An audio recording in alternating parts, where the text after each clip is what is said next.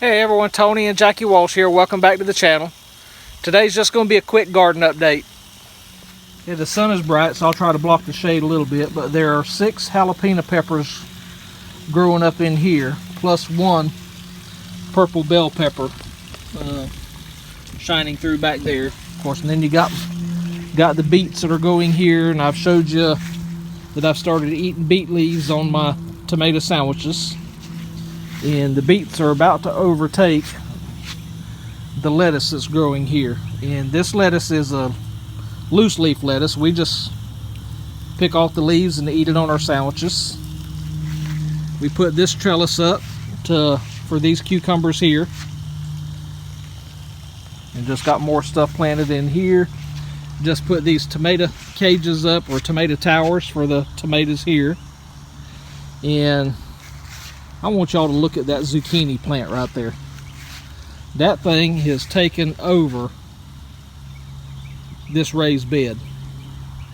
And even if it was in a row, it would still be taking over the row. That is a humongous zucchini plant. And even this one here is taking over. Don't know why. So this here is a slick pick squash here on the corner. That's the 2 different colors. But it's even a huge plant.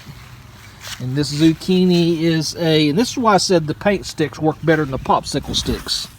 So this zucchini is a Pascola zucchini.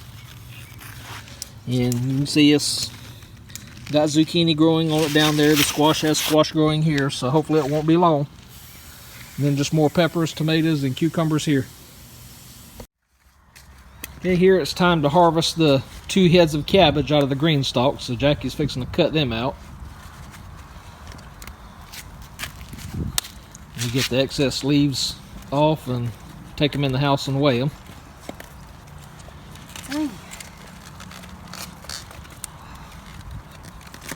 She got a dull knife.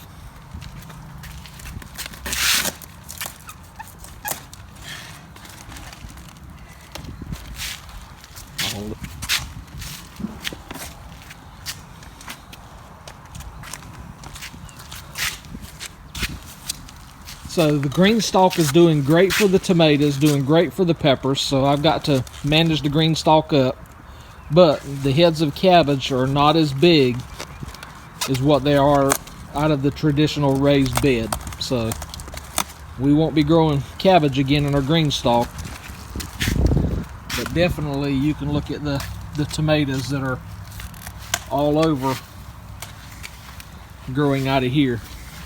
Alright, here's your jalapenos. And then got plenty of jalapenos, banana peppers here. Jalapenos over there. Doing a great job with the loose leaf lettuce. And then the strawberries are going great. So the green stalk has its advantages, but something with heads like lettuce, a lettuce head and a cabbage head, is not what we'd recommend. And the 2 heads of cabbage weigh 1 pound 7.5 ounces. And again, that's nowhere near what they would have weighed in a traditional raised bed or a traditional garden. But again, we still enjoy our green stalk. It's just not for cabbages. Not from our perspective anyways. Okay, I'm back at the big garden, and I was trying to film from the other direction to put the sun at my back, but then my shadow was in the camera. So we'll go back to how I always do it. On the right is the purple plum radishes, and you've seen us been harvesting those twice already, and already got more to be picked. And starting with the peppers here on the left. Still having some weed pressure, so I got to get in here at some point in time and get rid of these weeds. But the peppers are still looking good. And the radishes have been great. So here's starting our tomatoes. They're all looking good. But then y'all saw our potato video where we planted potatoes. So these 4 rows of potatoes here are looking awesome. So we got to get those healed up because they haven't been healed up since they've been planted. So every SHEDWARS video is supposed to contain some kind of tip. And even though I have access to tractors that we can do that big old field there, the rest of this over here, gardening takes some handwork if you're doing it on a small scale, which I'm doing. And I mentioned the weed pressure a while ago. I can near about bet you after this crop, you will see several raised beds throughout this area. That was my intentions over the winter, and my intentions didn't come to fruition. But I can about guarantee you every spare penny I got will be to doing raised beds, because these weeds are aggravating. So that's my tip. If you can afford somehow, some way, go with raised beds, because the weed pressure is virtually zero compared to traditional groundwork. Okay, 2 more quick weigh-ins. This is another handful of strawberries.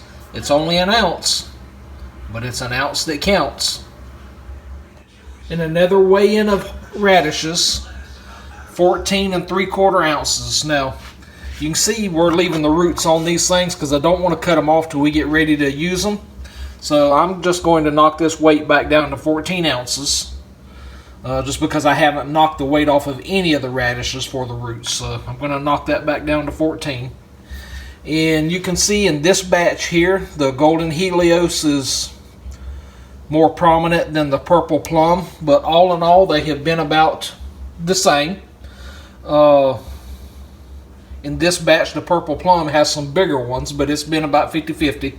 I really can't tell one's better than the other as far as production wise, but weight wise, if I was to get 2 that are similar size,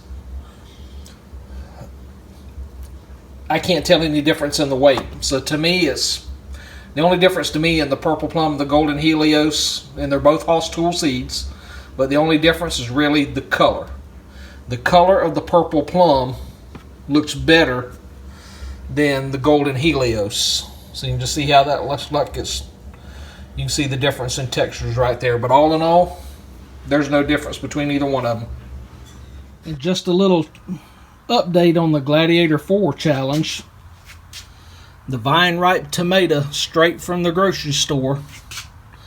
Look at how those seeds popped up.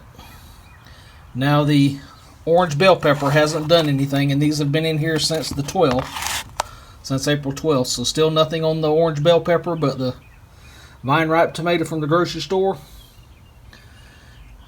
honestly, the seeds in it are growing better and just as good as what's in my seed starts. But this was also a new seed mix from Chicken Johnny. So Chicken Johnny, you may have your seed starter mix down pat.